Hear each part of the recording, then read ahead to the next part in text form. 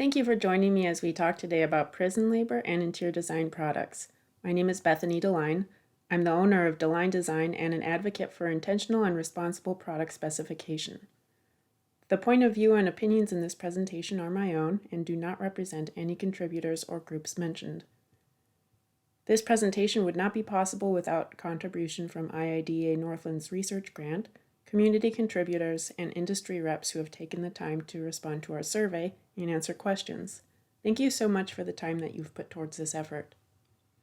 The learning objectives of this course are to understand the relationship between interior design products and work programs at U.S. correctional industries. We'll look at the history of these programs in prisons. We'll look at different perspectives towards work programs for incarcerated people. We'll learn about social responsibility certification programs in correctional industries. We'll review design equity models, including equity-centered design, the equity by design framework, and social enterprise. We will consider available actions to pursue increased integrity for furniture and upholstery specification as they relate to correctional industries. The goal here is to spark positive change in the industry in pursuit of transparency and integrity. Disclaimer alert, this subject is polarizing. The point of this presentation is not to call out individuals or companies. It's to identify that business as usual in this realm flies under the radar of specifiers, and there's an opportunity for an increased level of intentionality around product specification decisions and company policies, especially when we consider the current social climate of increasing desire for social equity at multiple layers of operation. This course discusses historical context of labor in prisons, including slavery, exploitation, violence, and political issues. We've made a choice to use humanizing language unless we are specifically quoting source material that determines otherwise. People who are incarcerated that work in correctional industries is assumed to be the preferred way to describe the target populations discussed in this presentation. For ease of understanding, we will be referring to this population as incarcerated workers for succinct and easy-to-follow communication, but we welcome feedback if there is better suggested verbiage. There are some terms it will be handy to get a sense of before we get any further. Correctional industries, prison industries, CI, PI, vocational programs, and work programs are the same thing. They are industries that operate within prisons that have incarcerated people working within them. These programs may or may not be paired with training programs geared towards skills training for re-entering people. Prison labor is a critical term for the labor of people in those settings. FPI and Unicor are the same thing. It is the correctional industry that operates within the federal prison system. The NCIA is the National Correctional Industries Association, which is a business group for correctional industries and the businesses that work within them. PI-CP, or the PI program, is the Prison Industry Enhancement Certification Program. This is used for federal and state industries. However, not all industries are PI, and not all departments within a facility are necessarily PI. PI touts work skills training and higher wages for incarcerated people, which allows these products to be sold with less restrictions. So to get started, you might be wondering what interior design products have to do with the carceral system in the first place.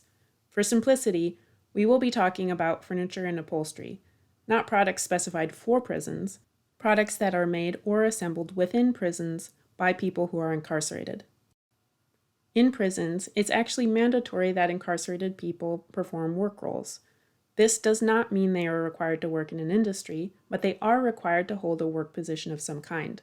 About 80% of people incarcerated in federal and state prisons work while serving time. These positions include non-industrial and industrial work positions, the latter suggesting profitable production. Prison work may include institutional responsibilities such as janitorial service in the prison facility itself, agricultural or farming field roles, public service positions, or prison industry positions.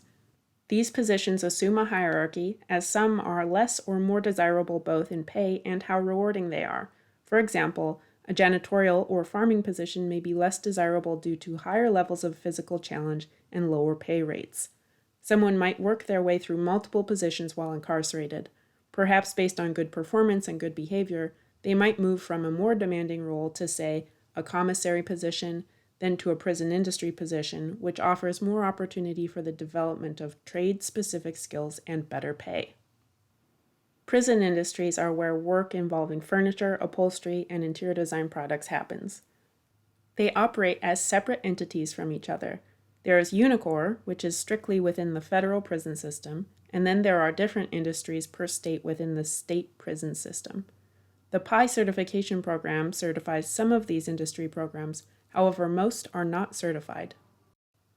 Unicor is the prison industry program for federal prisons.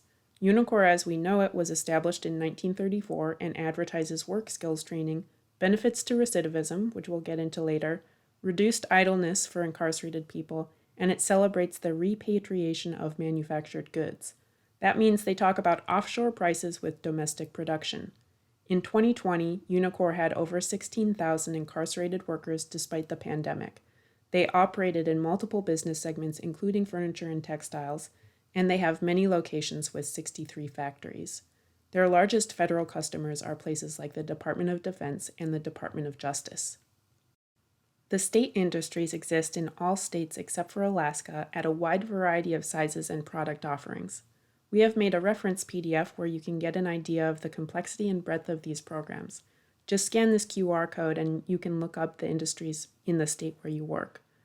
In this document, we have compiled information specific to the interior design industry, specifically noting information about furniture, upholstery, and interior design related products as they are available from state to state. For frame of reference, we've assembled annual revenues from some interior design product companies. Unicor's annual revenue for all business segments is shown here in light yellow. In the green lower portion, we have added together revenues from residential and workplace furniture, accessories, and other products that interior designers would specify. We were not able to divide out revenue portions for all state correctional industries, but we can infer that the revenue by state industries is larger than Unicor and still a legitimate competitor to many furniture businesses that we are familiar with.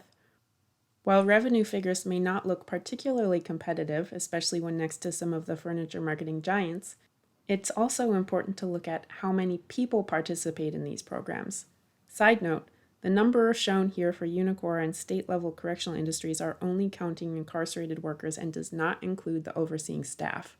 While exact numbers were not consistently available for the number of incarcerated workers participating in programs specific to interior design products, we might infer a general proportion similar to revenue distribution that many workers participate in these programs. Please note that some numbers for state correctional industries may be reported in an inconsistent way. Stats were sometimes provided for a number of workers involved daily, which may mean that the total number of incarcerated workers may actually be higher as people rotate through positions. The way in which these products are present in correctional industries takes a variety of forms depending on the facility. Some facilities manufacture proprietary products with their own in-house brand names. Outside companies may also participate in correctional work programs by supplying component parts or upholstery textiles or supplying nearly assembled products. In some work programs, brands you are familiar with may have some of their products capital M manufactured, aka having workers bending steel, working with molds, applying laminates. In other programs, manufacturing might be more of a light touch procedure where programs are supplied with items such as pre-manufactured table bases, tops, or task chair parts, which are then put together in assembly line style. Some states, such as Florida, even allow for fully assembled pass-through products, which are sold with a markup. Correctional industries may operate similar to a vendor, with workers assuming warehouse roles, and some facilities have refurbishment or reupholstery programs, which is supposed to prepare someone for a trade position upon re-entry. These products and services are then supplied from federal industries to government projects. At the state level, products may be available to nonprofits, tax-supported entities, higher ed facilities, or local businesses within the state, but the regulations around purchasing varies from state to state. At the federal level, furniture procurement is facilitated through a regulation called mandatory sourcing. Mandatory sourcing is not a law. It is a series of steps intended to guide agencies in complying with procurement laws. In this path, Unicor themselves determines if they can provide the appropriate products. If they decide that they cannot offer comparable products to the items specified, or an exemption waiver has not been granted, agencies are then to purchase products from Unicor. So to be clear, Unicor acts as both the gatekeeping and selling agency. Similar situations may exist on a state-by-state basis. For example, Utah's state use law for the purchase of prison industry goods says that state departments, agencies, and institutions may not purchase any goods or services from any other source unless the correctional industry themselves has determined that comparable products are not appropriately available. Critics of mandatory sourcing procedures raise concerns about the experience of incarcerated workers in these programs. This production work in prisons isn't classified as employment per se by U.S. Code definitions. The Code specifically exempts service performed by a person committed to a penal institution from the definition of employment. Because of this, incarcerated workers do not automatically have protections and services as typically enforced by employee-employer relationships on the outside. For example, minimum wage, unemployment, and worker protections are approached differently for incarcerated workers. OSHA does not have jurisdiction in state or local prisons. Only 27 states have their own OSHA-approved occupational health and safety programs that have standards meeting or exceeding the federal standards. Due to high security procedures in prisons, critics point to institutions easily flying under the radar for human rights standards. Simultaneously, the Whistleblower Protection Act is a U.S. federal law that protects people who work for the government and report violations of law, rules or regulations, mismanagement, abuse of authority, or danger to public health and safety. This act does not apply to incarcerated workers. Critics also point to a larger historical context regarding the evolution of prison labor. Emancipation created opportunities for people who were enslaved to pursue citizenship, but the 13th Amendment created a major loophole. Slavery and involuntary servitude were legal as a punishment for crime, which incentivized the criminalization of newly freed people, especially considering that the former economy was reliant upon extracting value from the labor of people. This system found a way to continue to exist through the mass criminalization of African Americans, convict leasing, the chain gang, and now to labor in prisons. I know that this is hard for interior designers to think about product specification in this context. We are operating in strict billable utilization situations under deadline pressure and producing work that satisfies expectations of our scope of work. But when you start to connect the dots between prison work programs and the brands listed on state and federal prison industry sites, this suggests the need for much closer inquiry. As a part of this presentation, we compiled a list of interior design-related product companies that are members of the National Correctional Industries Association, were identified on the Urban Justice Center's Corrections Accountability Project, or were listed on a federal or state prison industry site, and we started asking some questions in the form of a voluntary survey. In that survey, we received responses from 12 of the 91 companies contacted. As the survey was voluntary and those invited recognized the controversial nature of participation with correctional industries, it may be expected that some companies preferred to not respond as an attempt to sidestep this controversial topic. While the results of this survey may not reliably be generalized to the larger industry, some of the initial findings suggest opportunity for increased integrity in these business relationships. For example, only one company, a furniture company, offers assistance to workers as they are re-entering, while some organizations in parallel industries offer housing assistance, transportation, scholarships, legal assistance, or personal development programs. These kinds of opportunities do not appear to be available for re-entering people who had worked in prison industries with furniture or textiles. Out of the 12 survey respondents, 90% were unsure or preferred not to share information about how equity and fair labor practices were ensured for incarcerated workers, indicating a lack of knowledge and/or transparency around prison industry use and practices. To be honest, researching this topic was a roller coaster. This topic is intense, elicits emotional responses, and just the data itself may suggest hugely different findings depending on underlying assumptions and invisible information. Rather than give a one-sided presentation, we've chosen to include overviews of varying perspectives. This helps to better illustrate how we arrived where we are, who the participants are, and the rationales at play. I will say, though, that these overviews are really oversimplifications. We could easily spend over 2 hours on every individual perspective, and each section really should be divided into subcategories. Regardless, we are attempting to simplify many nuanced opinions into an overview for the purpose of introducing the angles. So we shall start with the government perspective. Maybe you are familiar with this explosive media incident from 2017. During a news briefing, Sheriff Steve Prater of Louisiana objected to a set of laws that would result in the release of several nonviolent offenders.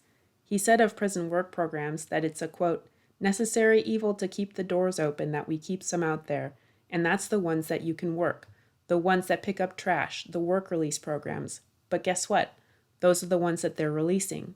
In addition to the bad ones, they're releasing some of the good ones that we use every day to wash cars, to change the oil in our cars, to cook in the kitchen, to do all of that where we save money. They're going to let them out. End quote. Considering the state's incarcerated population there is over 60% Black, this commentary suggests racial exploitation and is of major concern. And when it comes to public concern about prison labor and exploitation, this is the kind of media that is likely to be highlighted. This is the kind of media that provokes concern that prison work programs are the equivalent to modern-day slavery. The likely truth is that there's a huge range of qualities of work programs. Not only do the positions available within one institution vary hugely, with only a portion being related to job prep skills training, but experiences vary from institution to institution and from state to state. There are places like Louisiana that have demonstrated questionable ethics, places like the Angola prison, where incarcerated people do farm work on a former plantation larger than Manhattan, and then there are places that link work programs to employable industries. The Prison Industry Enhancement Certification Program includes work programs for interior design-related product manufacturing and services. This PI program is not at all correctional industry locations. We'll get more into this later, but for a start, know that a legislative intent of this program is to provide skills training. This includes job-specific or trade skills, such as welding, but also basic or soft skills. PI jobs generally pay workers better than typical work positions, and these programs say that they pay worker quote-unquote prevailing wages, competitive to their immediate communities. The workers don't actually receive all of that money, however. The wages are garnished up to 80%, with the garnished funds going towards other programs and fees. Deductions for room and board constitute by far the largest single PI deduction, equaling about half of total PI deductions. This is one case in which assumptions and biases may inform reactions to this wage deduction. Those advocating for the use of CI suggest that this reduces burden to taxpayers. Critics react to the fact that room and board may be rephrased as reducing expenses or maintaining revenues for the prisons themselves. This is a snip from Washington State's analysis of correctional industries in their prisons. The article states that, quote, while the focus of these programs is not vocational education or training, they are intended to help provide individuals with work experience and marketable job skills, end quote. The graph clearly intends to paint correctional industry use as financially beneficial. What is missing between the lines from this information? Look at the horizontal coordinate, which is labeled as years from investment. This data lacks a perspective that centers humanity and the fact that this is not just an investment. This is years of a person's life. One selling point for the use of CI in the eyes of the government is the financial contribution to the victims' compensation funds. From the garnishments of incarcerated worker wages, a portion of this goes towards restitution. These dollars do not correspond directly to the case of a worker. All worker wage deductions go to a general fund, which is distributed from there. A worker who is incarcerated for a nonviolent offense may have their wages garnished to fund compensation for a crime they did not commit. In our state-by-state sweep of correctional industries, we made note of which institutions described improvements to recidivism as a benefit of their program. UNICOR, the federal program, also references benefits to recidivism. Since this is one of the most common goals cited by correctional industries, let's look into this a bit. Recidivism refers to the recriminalization of a re-entering person. This is measured from 3 years after someone has been released. The thing about recidivism stats is that while these programs have claimed for a long time that they have a dramatic effect on recidivism, they have also long been criticized for flawed studies and measurements. The argument used by correctional industries is that after participating in correctional industry work positions, aka vocational training, participants then experience lower levels of reincarceration after their release. They insinuate that the program changes people's behavior to show a desirable result, or that they are transformed by working. The flip side of this is that there's a high likeliness that the kind of people invited to participate in correctional industries are also the kind of people that are more likely to do better after their release anyways. One study identified that people in prison who engage in misconduct are more likely to go back to prison later. PI work programs and many state programs require a report free of disciplinary action for the previous 6 months. Therefore, those most likely to recidivate are also less likely to be admitted to vocational programs. Let me say that again because it's important. The people who are more likely to stay out of prison are the ones that are more likely to be admitted to a work program. The correctional industry participation plays a smaller role in their recidivism trajectory than insinuated.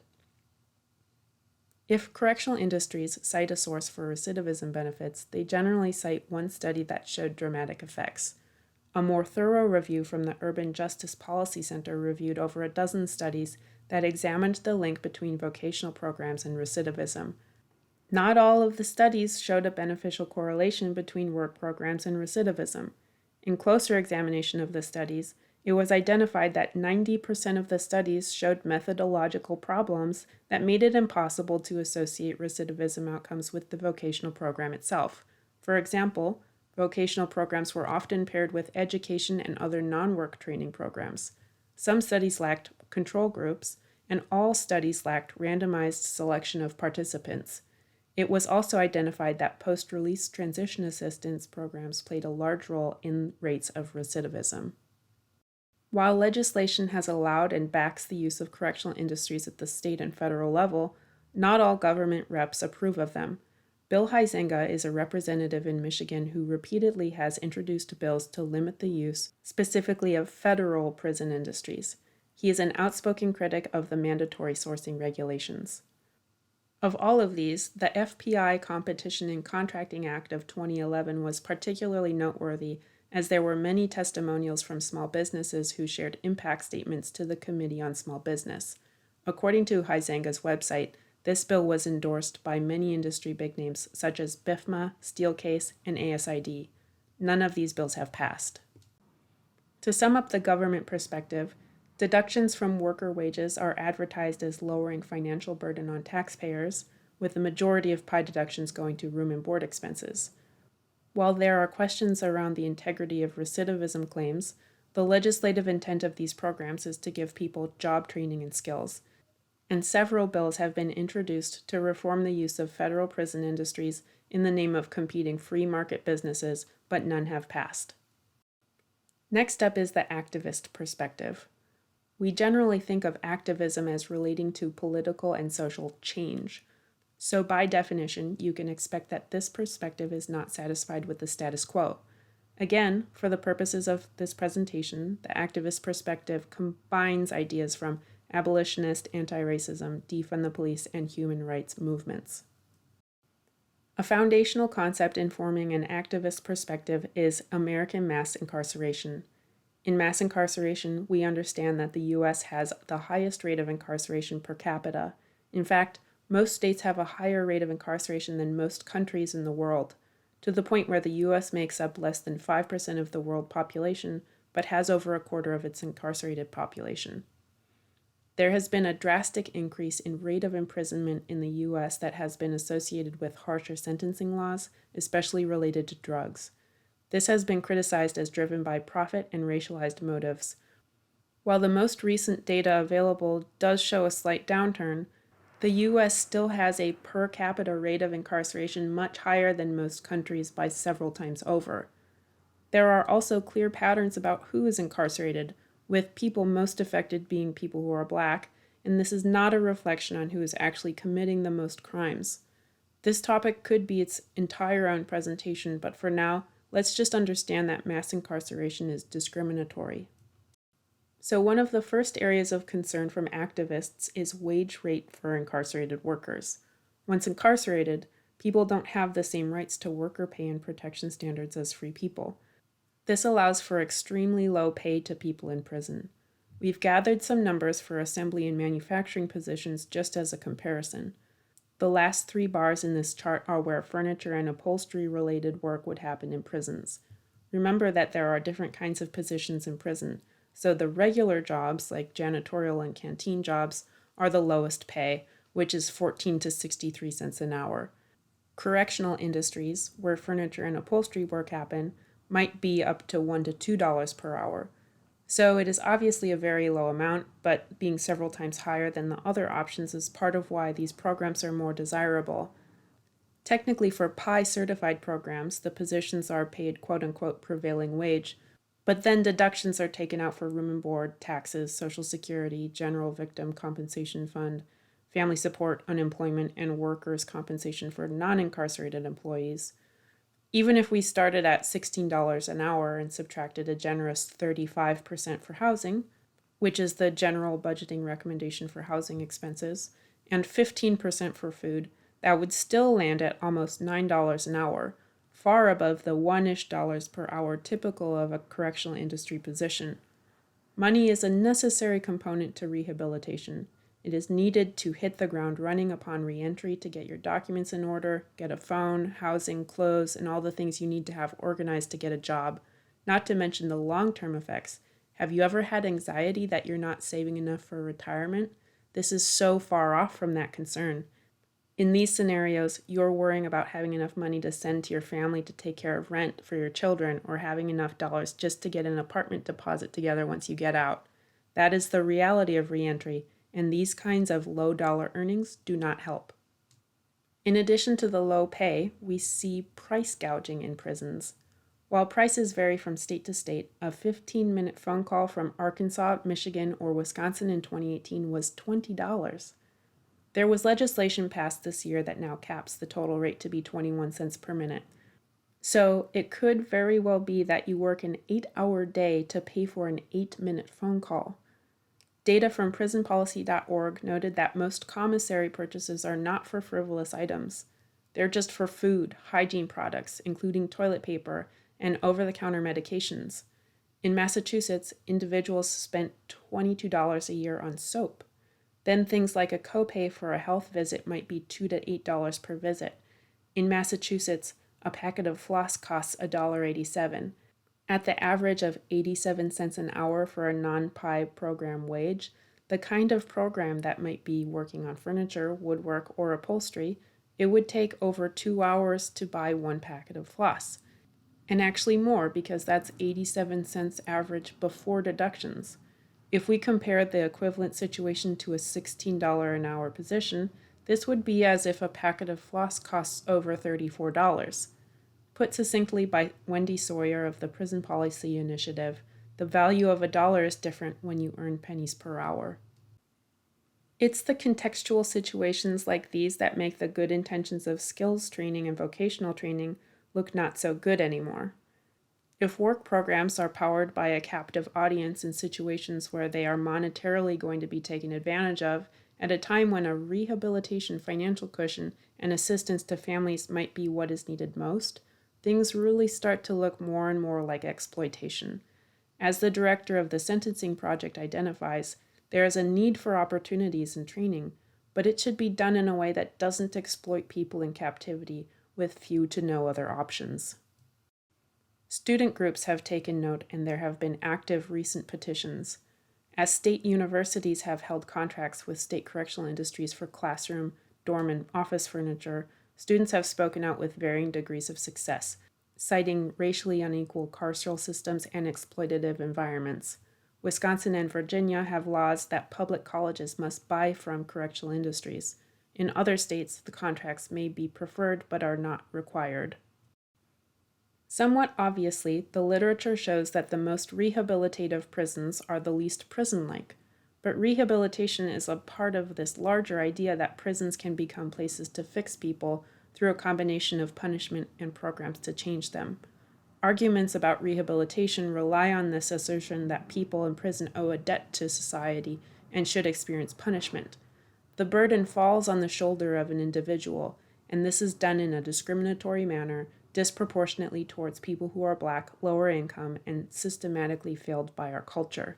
Rio and Toby nicely sum up the idea that good rehabilitative prisons, or non-prison prisons, are a hollow sell in the context of discriminatory mass incarceration. Another concept frequently cited by some activists is the prison industrial complex. This concept suggests that government and industry have joined together and created this large machine whose business relies on the incarceration of people. The PIC's beneficiaries are businesses via financial profit and social groups, which in this case would usually be white, wealthy, able-bodied people. Worth Rises is a non-profit advocacy organization that regularly publishes collections of information and courses intended to connect the dots around the prison industry. They published a document last year that identifies categories of industry sectors whose business goes up when incarceration goes up. For interior designers, 2 of these categories relate to our work, the architecture and construction section and the programs and labor section.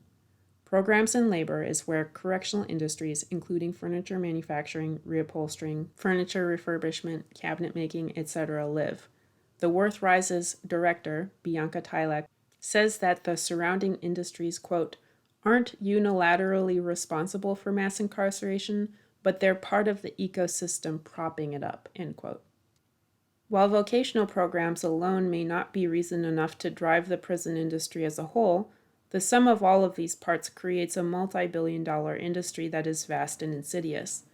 Some of these sub-industries are directly linked to prisons, such as courts, policing, or detention-specific furniture and equipment, while many other business beneficiaries are companies whose primary work may be in other segments.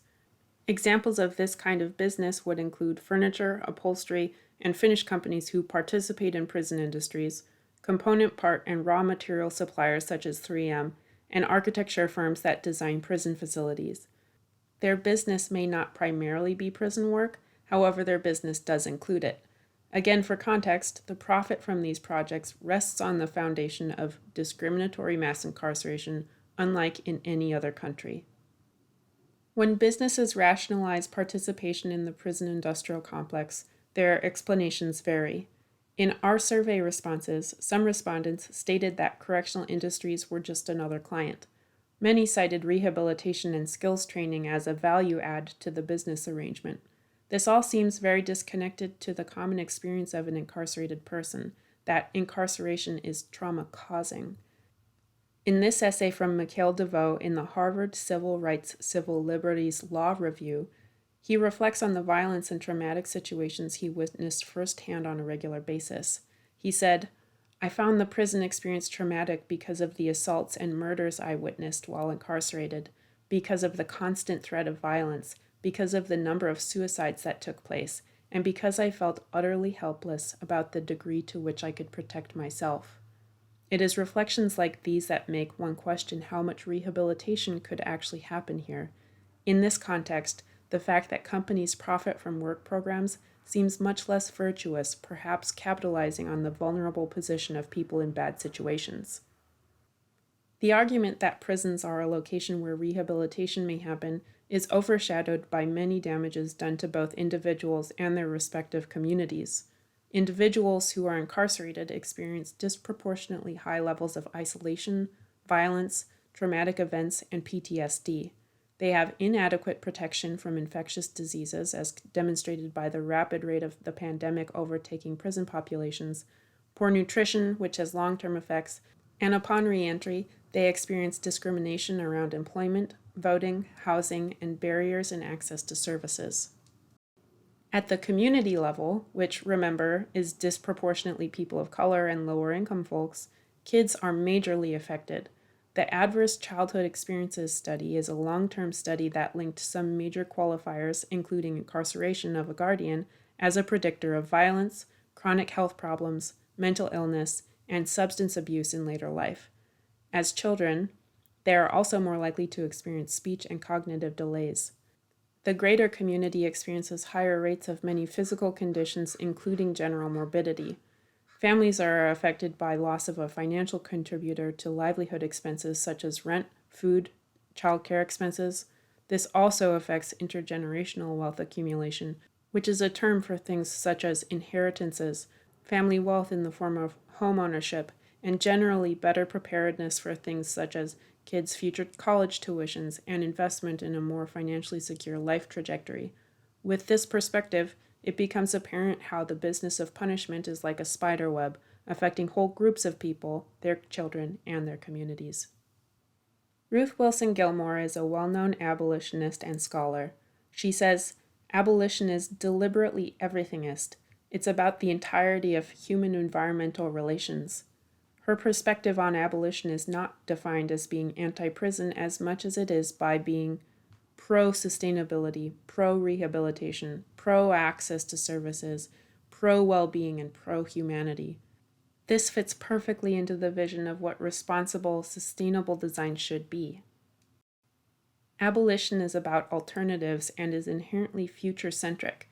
It is a political vision with the goal of eliminating imprisonment, policing, and surveillance and creating lasting alternatives to punishment and imprisonment.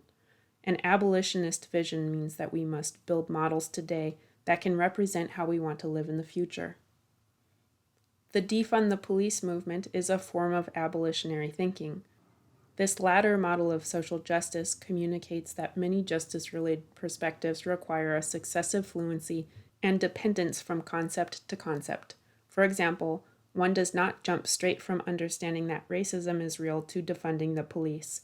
One must understand that systematic racism is a problem, white privilege is real, and that police brutality is a thing in order to get to the logical understanding that funding alternative resources may be a safer and more effective alternative.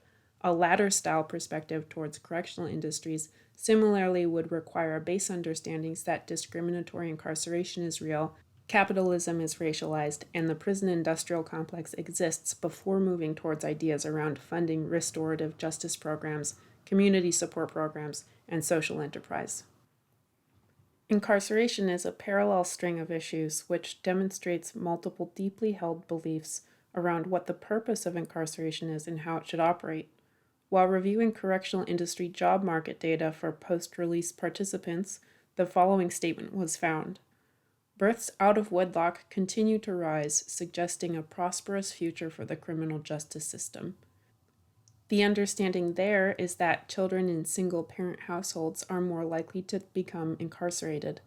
And then within the carceral system, correctional industries are claiming to reduce taxpayer burden by reducing the chance that people go to prison again. Meanwhile, it has been estimated that money towards resources for people like single parents results in 7 times as much savings for programs funded by taxpayer dollars, such as incarceration. Is incarceration a tax burden? Yes, but there seems to be 2 approaches to addressing the human issues here. The first, what we do now, is encourage a culture where we incarcerate people, and then we suggest that we can rehabilitate people from that point, after having experienced the trauma, gaining stigmatization, and damaging entire communities. The second approach is to address social issues that lead to incarceration, which may be not only more financially efficient, but would result in the avoidance of the trauma, stigma, and community damage that incarceration causes. In summary, the activist perspective recognizes that mass incarceration is discriminatory, and prisons are places where trauma occurs and people are financially taken advantage of. The prison industrial complex benefits companies whose clients are prisons. University student groups have stepped up to petition contracts between schools and correctional industries for furniture, and the abolition perspective would prioritize diversion or preventative programs before incarceration. Next up is the business perspective. As in most perspectives, this means both for and against the use of correctional industries. In 2012, several business owners came together to share testimonies alongside Michigan Representative Bill Huizenga, which was presented to the Committee on Small Business. During that session, committee member Mick Mulvaney summarized some concerns. He identified that prison industries have a competitive advantage because they don't need to pay for some kinds of operating expenses that free market businesses do, such as healthcare, taxes, and minimum wage. Government procurement contracts hold opportunities known as set-aside contracts for small businesses, disadvantaged firms, vet and women-owned businesses, but FPI competes against these businesses, and mandatory sourcing is a barrier to growth opportunities for small businesses. The concept of displaced wages has come up a few times in arguments and testimonials. The idea is that for every person working behind bars, their income would have trickled down to other businesses as well. There is concern about the ripple effect on community businesses because people who are incarcerated don't put money back into the economy in the same way. They, 1, don't have the money, and 2, are limited in where they can spend money to prison-organized opportunities such as phone charges or the prison commissary. There was even one testimonial that suggested that if the amount of furniture work Unicor sold had been provided by furniture companies in West Michigan, it would have meant a difference of 5,000 jobs to the area. So this is some critique of prison industries. On the flip side, there are pros for businesses that choose to use prisons as a labor source. The PI program leans on different marketing ideas depending on the audience. As advertised on Georgia's CI website, the incentives for private businesses to use their program include an eager and available workforce, no rent, no need to pay standard operating expenses such as paid leave, and the ability to hire people once they re-enter, and opportunities for positive-looking PR. Kansas's CI site states that private companies contracting with prison industries also obtain tax credits and can avoid some federal and state taxes. So there are businesses that criticize the use of prison industries, but there are plenty of businesses that have integrated them into their production operations. In our survey, 50% said that prison industries are just a client. What this looks like is upholstery, furniture, or component part companies that sell to prison industries. They are not working with prison industries to achieve any goals around job skills training, recidivism, community engagement, or access to specific contracts. They are either uninformed or approach these sales with a lack of intentionality. To summarize, small businesses have testified that competition with prison industries is unfair by a reduced overhead and mandatory sourcing. There is concern about the fact that prison industries compete with set-aside contracts, and many businesses participate with prison industries without much depth of consideration in purpose and effects of their participation. Next up is the perspective of the incarcerated worker. Please note that I've included both positive and critical perspectives, but the 50-50 split of positive and critical is not generalizable to the larger group. Due to the limitations of this presentation, testimonials were limited to those that have already been published. First up are reflections from Kenneth Alston, who was incarcerated in Washington State. While Kenneth worked with furniture and upholstery, he now works in retail. He said, "Although I'm not sewing or upholstering furniture, I'm using the skills on how to speak to others. I guess you can say I learned the art of doing things the right way. My career goal is to become a welder. My life goal is to be the best man and father I can be," emphasizing soft skills practiced in correctional industries. Formerly incarcerated YouTuber J.D. Rutherford reflected on his time working doing chair assembly for Unicor while in federal prison. He felt that his $200+ income per month allowed him to pay off the fees associated with his crime. He lamented that progressive people who compare prison industries to slave labor may result in programs being shut down. He said from the worker's perspective, closing prison industries would be counterproductive because it's an opportunity to pick up the slack where society failed and can teach people employable skills, life skills, cognitive thinking, emotional intelligence, and all of the things that people didn't get in school. Stephanie Foxworth was assigned a position in New York State's correctional industries, also known as Corecraft. She made many items including lockers for public schools and trash cans. She now works as a McDonald's security guard and struggles with back pain, which she attributes to the manual labor from her time in Corecraft. She said that, when painting garbage cans, she would get lightheaded and at one point even passed out while in the paint booth. Corecraft also manufactures desks, chairs, shelves for schools, as well as furniture for inside the prisons. Jorge Renaud is the Director of Policy and Advocacy at Latino Justice and is formerly incarcerated. He said, "The administration claimed that the exploitative, brutal work was good for us, that it built up our work ethic and skill set. It's an argument recycled from plantation owners in the antebellum South, whose plantations are now prisons in many cases. The bottom line is that slavery is alive and well right here in Texas. Texas, Georgia, and Arkansas do not pay incarcerated workers for work in state-owned businesses." It would be wrong to assume that these experiences are perfectly generalizable. There's a very good chance that these experiences will vary between populations, including race, income level, and gender. For example, men who are incarcerated are encouraged to develop transferable work skills more than women are. If we take a look at the race distribution within the PI program, there's a concerning trend. Remember that PI jobs are supposed to be industry-style, trade skills training jobs, the more desirable, higher-paying jobs that are the most rewarding. The race distribution at first appears normal in that it is similar to the race distribution of the entire U.S. But when you consider that prison populations are disproportionately BIPOC, meaning Black, Indigenous, and people of color, this information is alarming.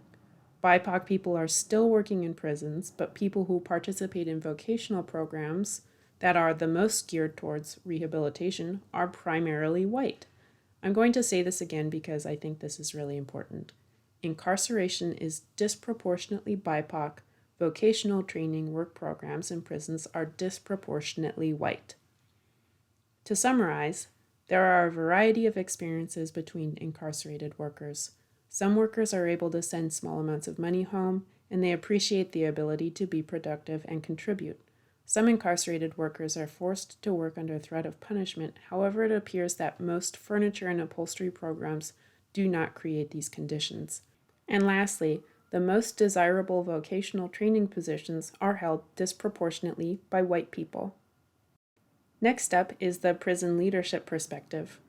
We've pulled together this information from publications, testimonials, and training manuals. While I would like to present this perspective from as neutral of a position as possible, I not only would have a hard time doing this, but feel that presenting a flattering view of this information would be misleading and irresponsible. To jump right in, I need to start out by saying that there is a huge lack of recent information about correctional industries. Based on the revenue and information from annual reports, it seems like probably not a lot has changed regarding the hows and whys. There was a flurry of publications around 2004 that is currently published as research on the National Correctional Industry Association website. One of those publications about wages said, "Inmates usually learn less than $10,710 a year and often have children and low-income spouses. So, it would make sense to increase inmate and inmate family incomes. On the other hand, inmates already receive board and room and other in-kind benefits." So they are acknowledging that a huge amount of people in the prison system and their families are affected by financial insecurity, and then they say it's okay because they get room and board and benefits. Based on logic, we know that any person removed from a family living situation probably isn't saving on rent by going to prison. If two people share a bed, does that family pay less rent when one is gone? If a dad is incarcerated, does that mean his kids don't need a roof over their head? No. But those in-kind benefits, what are they? According to a handbook about how to start a correctional industry, the prison can offer creative benefits. Looking more closely at what these benefits are is actually quite concerning. They include things like 3 meals a day, ice, visits from family, better cells, a good time, trustee status, and time out of their cell. This is compared to what? This is compared to poor conditions of incarceration, which in the case of these situations apparently means not having 3 meals a day, not being able to have visitations, and not having what sounds like basic requirements for a humane life. This quote is from a Deputy Assistant Director of Federal Prison Industries, saying that prison industries offer the greatest benefit for minorities. Remember, though, that minorities don't have equal access to training programs. Basically, all he is saying is that the recidivism data for minorities is concerning. Does that mean that Unicor has any initiatives to support incarcerated minorities specifically? No. Does that mean that Unicor has research showing that recidivism in minorities is improved by correctional industries? No. It is statements like these that are misleading and get people to think that these programs are benefiting the greater good. Washington State published a document that lists talking points for their correctional industries. The primary points revolved around making prisons safer by keeping people busy and giving them something to work towards. According to the document, CI training programs enhance prison safety by reducing idleness and increase public safety by providing offenders with much-needed job skills. Participation in CI programming gives people an incentive for good behavior and to remain free of violent infractions and actively engaged in other programming opportunities. Reducing taxpayer burden is another talking point. This refers to the fact that putting people in prison requires money, and the money made through prison industries goes to pay for prisons and other prison-related programs. The last point is about improving the economy. CIs point to the fact that a portion of their material and component purchases come from small businesses. Not in any special way, rather just in the way where any exchange of money by businesses in America could be described as improving the economy. Other states also mention skills training, keeping jobs in the U.S., and patronizing other businesses through material and part procurement. At the federal level, they list a few more points, the first being repatriation. The stipulation of repatriating manufacturing is that the company must first be producing the product offshore, or it's the only way that the company can work competitively. Unicor advertises that it has factory facilities available and a giant idle workforce ready to be trained and fill those services. Businesses are then encouraged to advertise their products as American-made. Next, they describe that through the PI program, companies are essentially leasing labor from federal prison industries. The businesses have the ability to interview, hire, and fire incarcerated workers. They advertise that the companies have substantial savings opportunities because there are no rent expenses, only management costs, and the prevailing wages. The participating companies have to say that they aren't firing any free world employees before working with Unicor, which then allows Unicor to say that they do not displace jobs in the free market. And lastly, working with Unicor gives companies access to direct purchasing channels for federal agencies. So in this situation, let's say that Furniture Company A opens a factory with Unicor. Furniture Company A can then sell directly to the offices for the Department of Defense, the Department of Homeland Security, etc. Back to that guide about starting a correctional industry, the authors say that the industry can help break a lifetime pattern of failure for its participants. While it may be true that many people in prison have faced undue challenges, it is statements like these that insinuate a belief in social hierarchy and stigmatization. In this case, without directly saying it, the document is referring to the disproportionately people of color and lower income people who exist in a larger cultural system designed to proliferate inequality. At the same time as claiming to help better and help change people, there is clearly an incentive for industry that revolves around the work, the labored hours, the dollars exchanged. As indicated in the guide, they are trying to push and increase the number of people who participate, citing that that outcome results in millions of labor hours that are then available to the industry. And while correctional industries market claims around job skills training and rehabilitation, the internal dialogue about how to run a CI is troubling. Per this workbook from the Department of Corrections and the Bureau of Justice Assistance, CI is encouraged to help in situations of facility overcrowding, even for people who are pre-trial. Products are encouraged to be priced lower than competition. Tips are provided around how to defend against competing businesses and labor unions. The CI is encouraged to be presented with low-bar goals. For example, saying that participants are learning work habits instead of marketable skills. And there are even tips on how to use dollars from drug and alcohol grants and revenue from phone calls to fund industry startup costs. To summarize, prison leadership sees workers as coming from a lifetime pattern of failure and sees transformation to corporate productivity as the solution. Prisons point to the fact that they source raw materials as a response to arguments about displaced wages. Prison industries have rationalized low wages by pointing to room and board and creative forms of compensation such as meals, ice, and better living conditions. Lastly, prisons say that since people who are incarcerated are looking to get out of their cells and have something productive to do, and vocational programs require a record free of disputes, the vocational programs become an incentive for good behavior in prisons. That wraps up the varying perspectives. But again, there are too many perspectives and nuanced opinions to capture in the time constraints of this presentation. Next, let's take a look at the history of correctional industries. Based on my discussions and reading, even mentioning the history, social, and economic context at play in itself is apparently controversial. While history seems like it should be inarguable, many pro-CI players argue that looking at history is irrelevant because the history is not what we have today.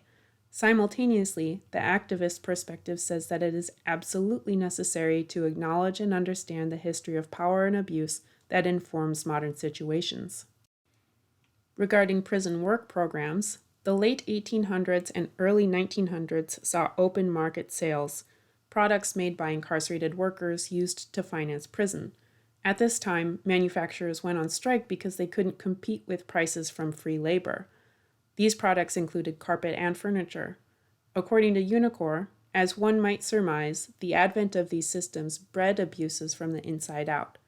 While prison factories cranked out cheaply made goods, inmates worked under slave labor conditions, and profit-hungry entrepreneurs benefited from inmate resources, thereby undercutting free labor and private business. In 1929, the Hawes-Cooper Convict Labor Act passed. This mandated that prison-made goods transported from one state to another be subject to the laws of the destination state. This wouldn't go into effect until 1934. In 1932, almost 160,000 incarcerated workers were found to be involved in manufacturing with wages approximately 2 to 15 cents a day, which oddly isn't much different than the wages of many incarcerated workers today. In 1935, the Prison Industries Reorganizing Administration was created to foster state cooperation through a national program to give inmates meaningful work. 1995 was the year that Alabama revived the chain gang, a group of prisoners chained together to perform menial or physically challenging work as a form of punishment. And in the 90s and 2000s, large corporations got into correctional industry use supposedly as a way of insourcing. The list of American companies that made use of prison labor includes AT&T, IBM, Boeing, Revlon, Starbucks, Target, and McDonald's.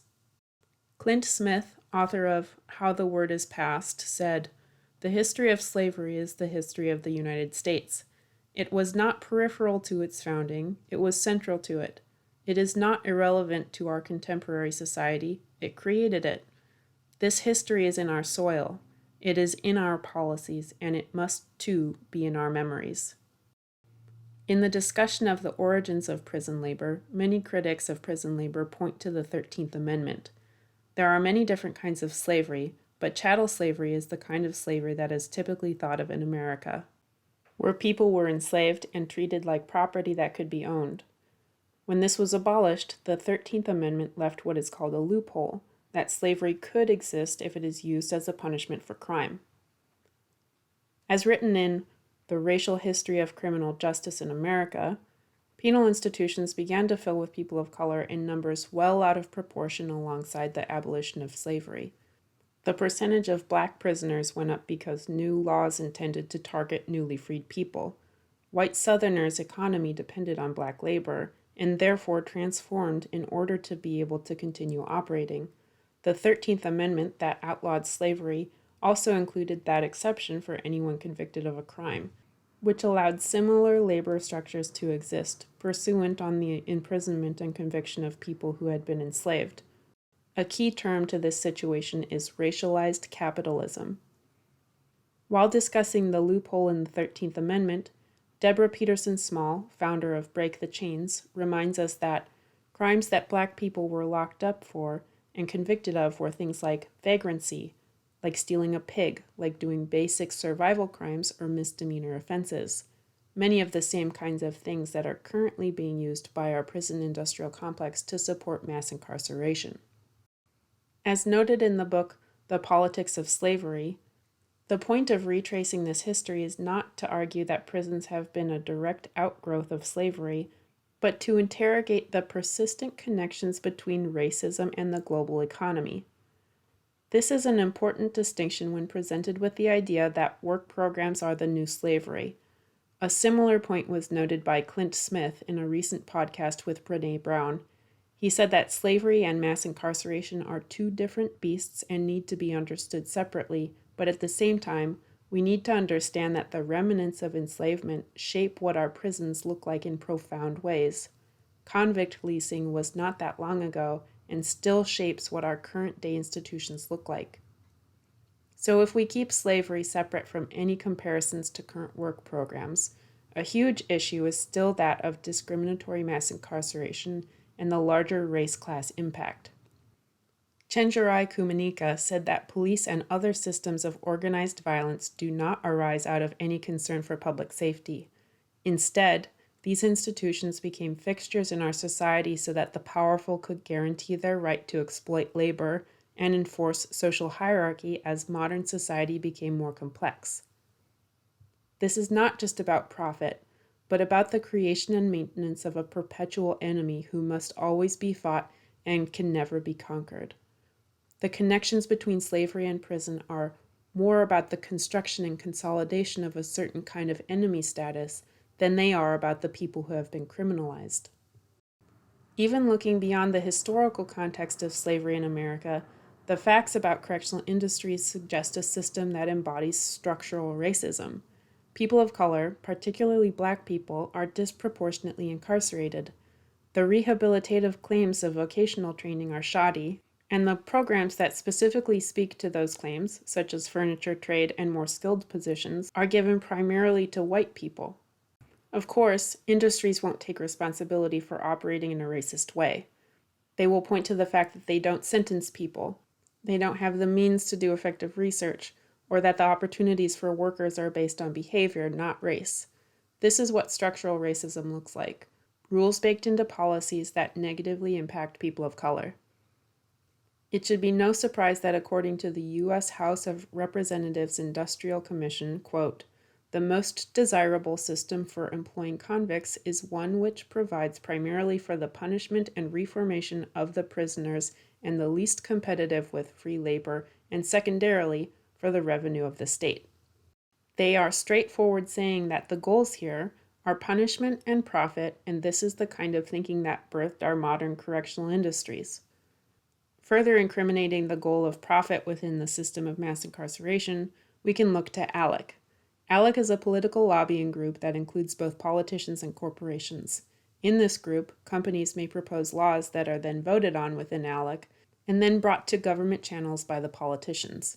Nearly all laws birthed by ALEC benefited one of its corporate members.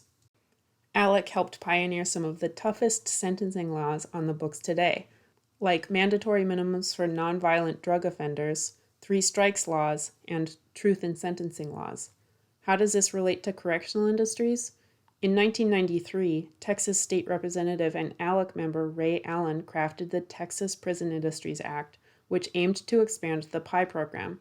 In 1995, ALEC's Prison Industries Act was born, which reallocated funds from garnished inmate wages towards the expansion of prison industries, stipulating that the money should be used to, among other things, construct work facilities, recruit corporations to participate as private sector industry programs, and pay costs of the authority and department in implementing these programs.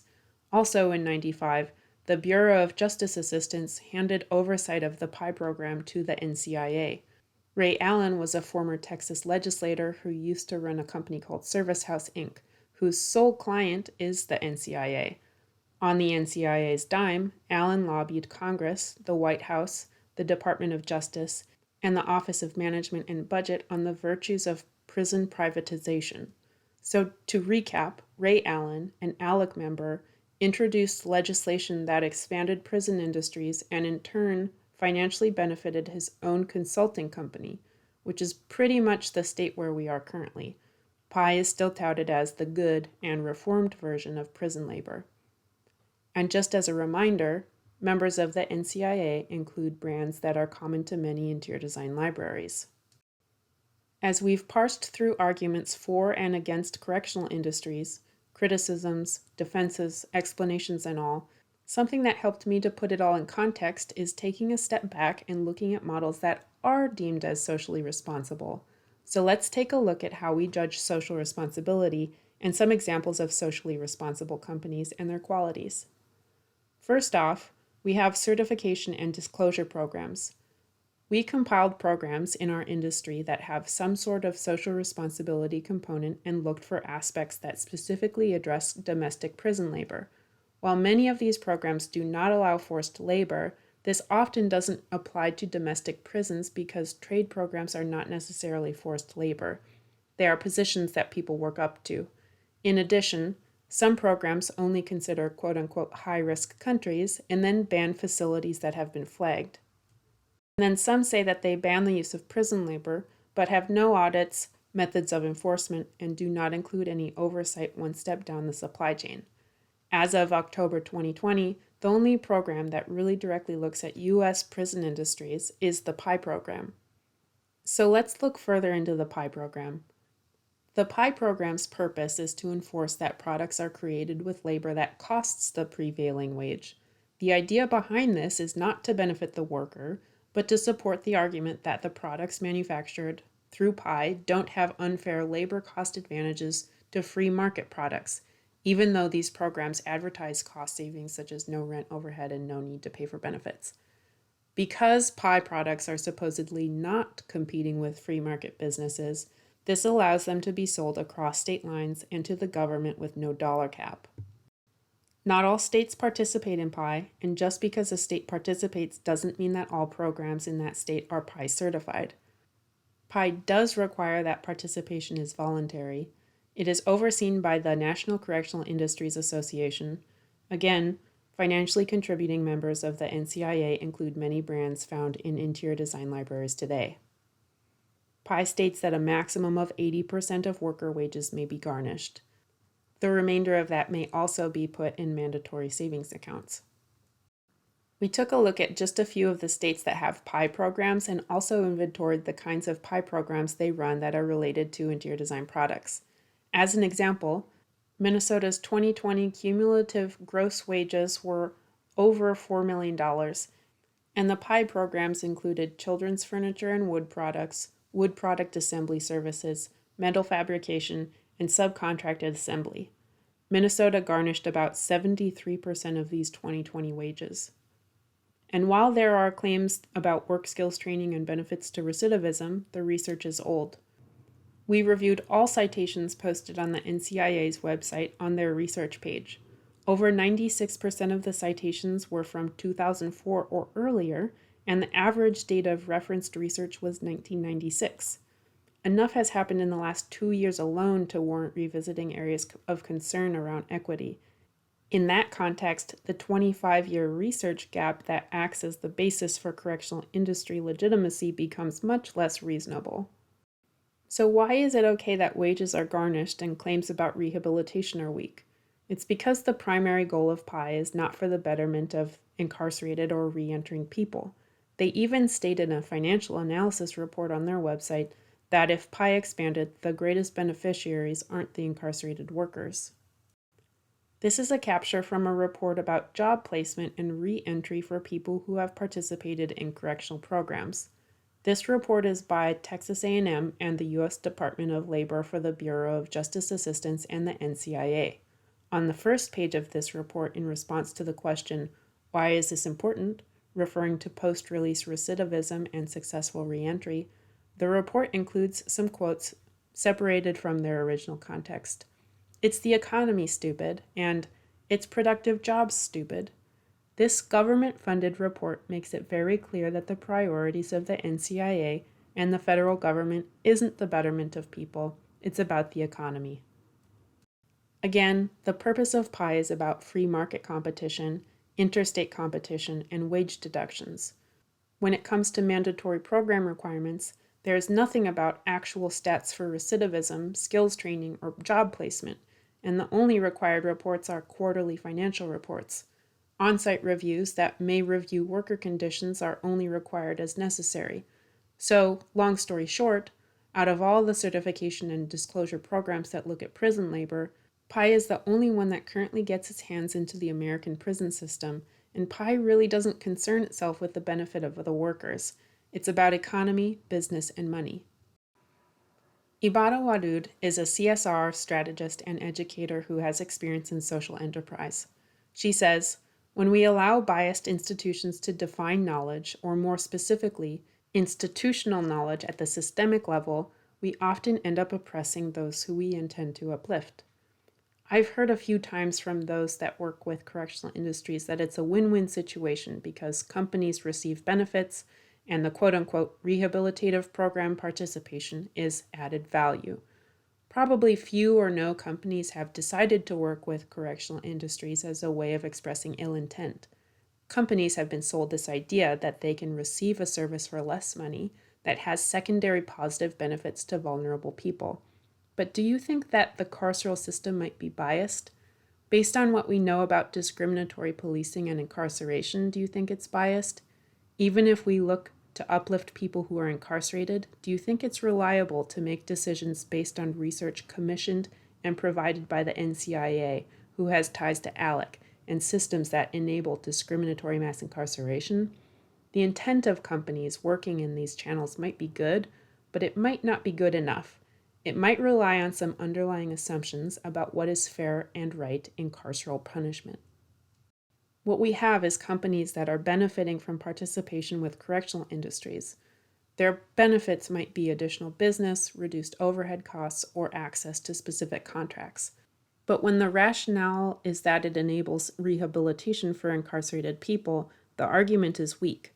The data is old, the legislation is biased, and the motives are actually financial, both on the side of the participating companies and the programs that promote and oversee the programs. So if you ask a manufacturer how they participate with correctional industries, if they don't have substantial information for you, there's a chance that this might be similar to the greenwashing of CSR.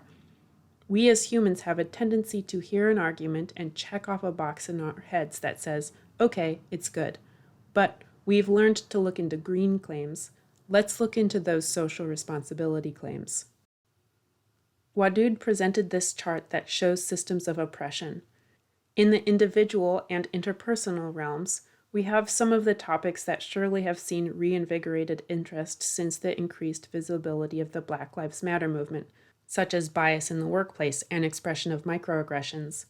If we really want to address oppression, we also need to be critical of systemic manifestations as well. If you have ever told yourself, but it's out of my control, or that's just how it works, that might be a sign that a particular kind of oppression is systemic. That doesn't mean that it's okay that that is how it works. It means that it's going to be complicated to undo, and there's an opportunity for change. She also presents the framework of equity-centered design, which is a nonlinear process informed by prototyping, empathizing with the community, interviewing, and making revisions, and sometimes completely starting over.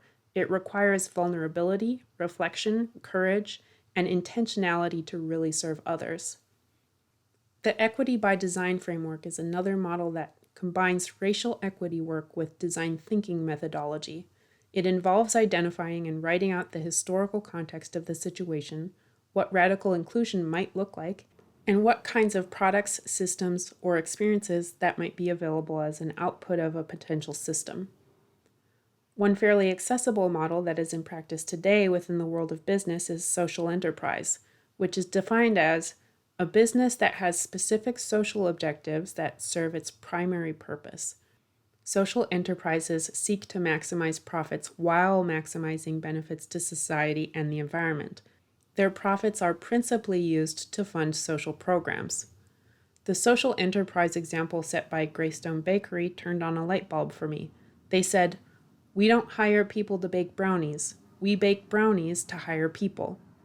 Can you take a second to compare that to the status quo of correctional industry furniture programs? If the purpose of these programs was to help rehabilitate people, How might they look different? We have pulled a few examples of social enterprise. As far as I can tell, there are no commercial-grade interior design products that operate under this model. Hint, hint, please somebody do this. So, we are going to need to look at some parallel industries, but you should be able to use your imaginations to see how this is transferable. The first example is All Square, the grilled cheese shop in Minneapolis, founded by Emily Hunt Turner. Really easy to understand here. The sandwich business, and by the way, they're delicious, is there to facilitate programs for re-entering people. Not only do they hire formerly incarcerated people and pay a living wage, but All Square runs a fellowship and prison to law educational program. Their fellowship includes programs around mental health, wealth and entrepreneurship, and their prison to law program gives people who are currently incarcerated the ability to study law while they are incarcerated and work for a firm on the outside, making real money while they are still incarcerated. This is all done legally with the cooperation of the Department of Justice. I think a huge trend that I've seen in all of the literature is this undertone of stigma that people are bound for failure. What I love about this program through All Square is that the stigma couldn't be further from the truth. They are saying, we are going to trust people and we are going to give people real opportunities, starting with a sandwich shop and followed up by a fellowship, law education, and work in law. The next social enterprise example is the People's Pottery Project in LA, which is the case study whose products are the closest to something an interior designer might specify. This enterprise's mission specifically caters to women, trans, and non-binary people who were formerly incarcerated. Their workspace really revolves around creating a supportive community that also provides employment. And the last example is Unloop in Seattle. Unloop directs their services towards people on the margins, creating a path from prison to the tech industry. They provide education by connecting participants with college partners to earn one-year certificates and providing 7-month immersive in-house boot camps. They provide industry mentors, professional resources, and reentry help, and opportunities connecting people with internships, career advising, and studio access. After seeing these examples, I hope you're inspired to imagine how interior design product labor might look as a social enterprise. If this existed as a prison industry, what might it look like? Perhaps it operates in a carceral system that is rehabilitation and equity centered. It centers the needs of participants, looking to foundations of equity-centered design and social enterprise. Its race demographics mimic the demographics within the facility or uplifts those who are most marginalized. It prioritizes those who need and want help, not those with the best track record. It pays participants real wages comparable to those in similar roles on the outside and does not garnish wages to extreme levels. It continues to employ people as they are re-entering. It offers opportunity for advancement. It gives participants choices regarding their field of vocational pursuit. It is voluntary at every facility, and it is transparent. Unfortunately, this is not what exists in the correctional industry system in its current state. And that wraps up our look into social responsibility by design and some social enterprise case studies. So you may now be thinking, okay, there's some room for improvement, but I'm really overwhelmed and I don't know what to do. So let's talk about practical steps that you, an interior designer, can take to specify with more intentionality and responsibility around how you work with companies that use correctional industries. To really break it down into big ideas, basically, you need to take what you know, or do some more independent research, really reflect on what you feel is acceptable and appropriate. Based on the discussions that I've heard thus far, there is going to be a huge range of what is viewed as acceptable here. After you have decided for yourself what your limits of acceptability are, it is then time to turn that into active expressions of those beliefs. Celine Saman presented this idea of design fiction in a Slow Factory course. She said, "Design fiction is an exercise in creative provocations, raising questions, imagining innovations, and explorations. It makes an effort to explore new kinds of social interaction rituals and new systems that could exist. As a practice, this is a simple but truthful reflection about what it means to create change, which I hope you all find to be empowering." She also shared this taxonomy of futures. I love this concept because it uses the power of visualization, which is something we as designers already use in our practice. We use drawings and renderings to plan the future of buildings, spaces, and lives. That same tool can be used to visualize future systems. The same rigor of exploration, strategy, development, and refinement can be applied to social, business, economic, and other system designs. If we don't, we get business as usual, right? That is an obvious point, but sometimes just expressing the obvious reveals truths. There's this theme that has come up several times in readings that our systems aren't broken. They are working perfectly, and they are working exactly how they were designed to work. We need to take responsibility for the systems we work within and their impact. So you need to ask yourself, does the status quo meet your standards for ethical product specification? Who comes out ahead and who comes out behind? Who's making money? Who's attempting to reintegrate to society with no cushion to get things rolling? With barriers to housing and employment, no employers helping them on the other side. Many people who are incarcerated want to work. They want to pursue self-improvement, develop skills, and be useful. But does that give companies the right to take advantage of their situations? When the alternative to making $1 an hour is to do menial tasks for 10 cents an hour? When these people are still faced with the expenses of child support, communication, and supplementing subpar nutritional environments? Do you believe that the purpose of furniture manufacturing in correctional industries is to give the people opportunities? Or were the furniture companies going to make furniture anyway, and their use of corrections is an afterthought? And considering that the approach to helping has been defined by research and marketing from biased institutions, is that going to be the best route to uplift people in marginalized situations? Design is about health, safety, and welfare. It's about making things better and creating spaces in which users can thrive. Why should our supply chains look any different? My intent is for you to feel challenged by this. The industry has already demonstrated a huge amount of care and advocacy towards material transparency. Let's use that same intentionality and diligence to start making some waves in social responsibility for the items we specify. Once you have decided for yourself what you believe is an acceptable way of working with products that use correctional industries, here are some ideas of what you can do to pursue integrity. First, talk to manufacturers and vendors. Ask them the difficult questions and follow up. I will tell you from experience that you will get a lot of silence and dropped calls, and this does not give you an excuse to give up.